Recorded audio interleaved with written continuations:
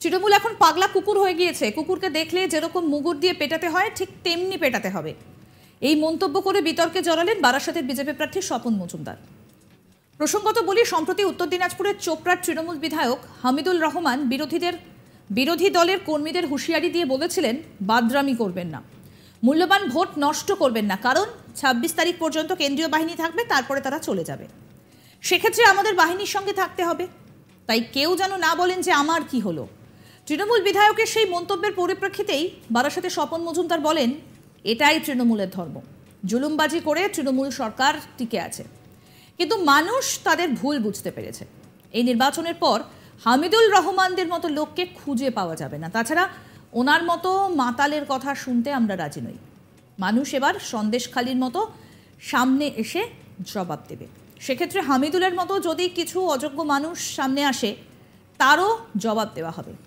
এরপরে তিনি বলেন, কুকুরকে মুগুর দিয়ে জবাব দিতে হয়, সেভাবেই এদেরকেও জবাব দেওয়া হবে। তৃণমূল এখন পাগলা কুকুর হয়ে গিয়েছে। আমি অবিলম্বে প্রশাসনকে বলবো, তাকে যেন গ্রেফতার করে জেলে পুরে দেওয়া হয়। শোনাই আপনাদের বারাসাতের বিজেপি প্রার্থী স্বপন মজুমদার কি বলছেন। দেখুন, এটা তো টিএমসির ধর্ম। টিএমসি এই জুলুমবাজি করে এখনো পর্যন্ত এই সরকারে টিকে রয়েছে। বিগত নির্বাচনে জুলুমবাজি করে জিতেছে। তবে মানুষ বোঝা শিখেছে, তার প্রতিফলন এই ভোট বাক্সে দেবে।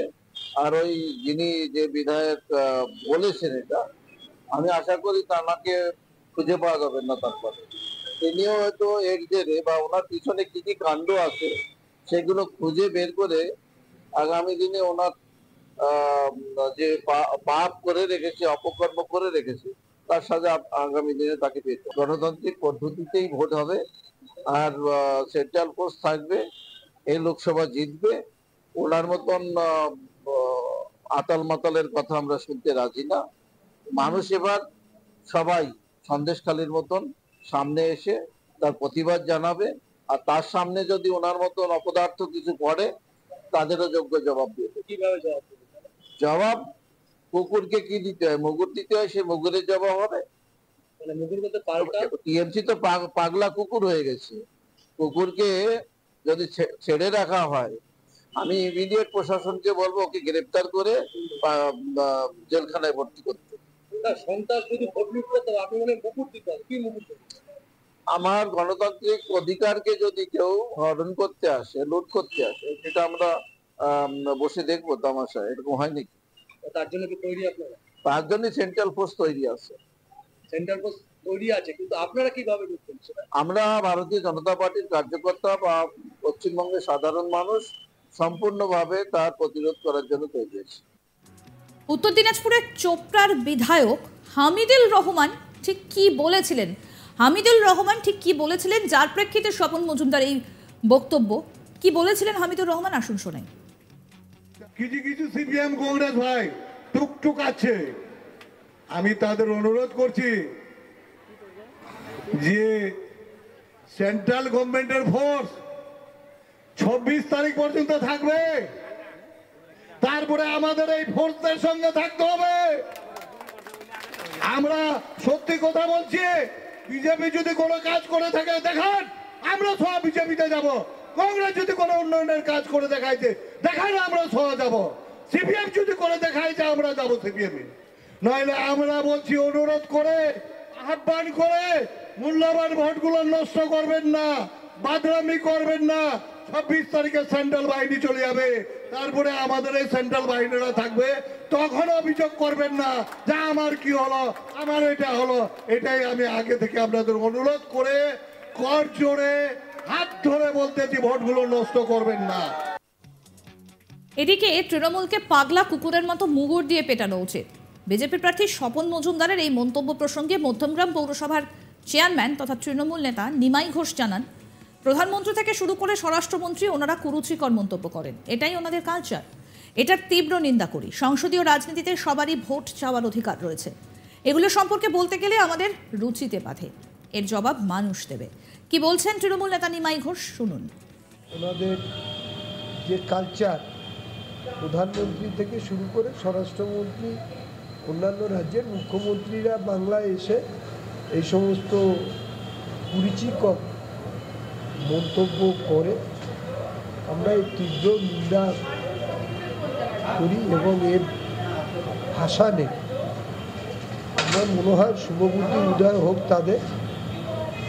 সংসদীয় গণতন্ত্রের রাজনীতিতে সকলেরই অধিকার আছে তাদের ভোট চাওয়ার এবং সত্য কথা বলার। আমাদের প্রতিনিধি দীপক দেবনাথ কি প্রতিবেদন তুলে ধরলেন, আসুন শোনাই। দেখো, নির্বাচনের প্রাক্কালে কুকথার ফুলঝুরি ছোটাচ্ছেন রাজনীতিবিদরা। কেউ কেউ এই কুকথা বলার দিক থেকে প্রায় নজিরও করে ফেলেছেন। আমরা দেখেছি যে দিন কয়েক আগে উত্তর দিনাজপুর জেলার চোপড়ার যে তৃণমূল বিধায়ক হামিদুর রহমান, তিনি একটি নির্বাচনী প্রচারণা থেকে বিরোধীদের নিশানা করেছেন এবং বিরোধী দল বিজেপি, কংগ্রেস কিংবা সিপিএম কে নিশানা করে তাকে বলতে শোনা গিয়েছে যে আপনারা বাঁদরামি করবেন না, আপনারা আপনাদের মূল্যবান ভোট নষ্ট করবেন না এবং 26 তারিখ পর্যন্ত কেন্দ্রীয় বাহিনী থাকবে, তারপর তারা চলে যাবে, কিন্তু তারপরে কেন্দ্রীয় বাহিনী চলে যাওয়ার পরে কিন্তু আমাদের বাহিনী থাকবে। সুতরাং কেউ প্রশ্ন করবেন না বা জানতে চাইবেন না যে আমার কি হলো, তার কিন্তু কোনো উত্তর দেওয়া যাবে না। এরকম একটি প্রচ্ছন্ন হুঁশিয়ারি দিয়েছেন, দেওয়ার অভিযোগ উঠেছে এই হামিদুর রহমানের বিরুদ্ধে। এবং তৃণমূল নেতার বা তৃণমূল বিধায়কের এরকম একটি প্রচ্ছন্ন হুমকির পর রাজ্য রাজনীতিতে একটা শোরগোল পড়ে যায়। অনেকেই তার শাস্তির দাবি করেছেন, মানে আইনানুগ শাস্তির দাবি করেছেন এবং নির্বাচন কমিশনের দ্বারস্থ হবেন বলেও বিরোধীরা জানিয়েছেন। কিন্তু তৃণমূল নেতা এই এরকম একটি মন্তব্যের পরিপ্রেক্ষিতে কিন্তু পাল্টা নিশানা করতে দেখা গেছে বিজেপিকে। বারাসাতে যে বিজেপি প্রার্থী স্বপন মজুমদার, তিনি গতকাল একটি নির্বাচনী প্রচারণা ছিলেন বারাসাতে এবং তাকে যখন এই ব্যাপারে প্রশ্ন করা এই বিষয়টি নিয়ে, তিনি তখন বলেছেন যে নির্বাচনের পর এই মানুষগুলো থাকবে না এবং এটাই তৃণমূলের ধর্ম।